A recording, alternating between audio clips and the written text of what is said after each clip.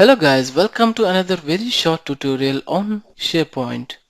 If you ever wondered how we can delete a column from a SharePoint list, this is a video for you. There is a simple step which you need to follow to delete a column from SharePoint list.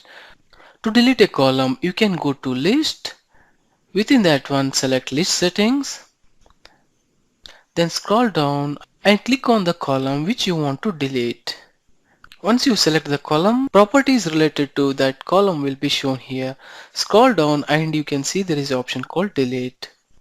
Click on that one and then confirm by clicking on OK.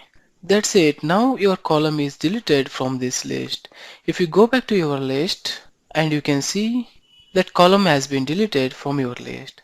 So this is a simple step which you need to follow to delete a column from list. Thank you guys for watching this video. If you like this video, please click on like button, subscribe to my channel and share it to others.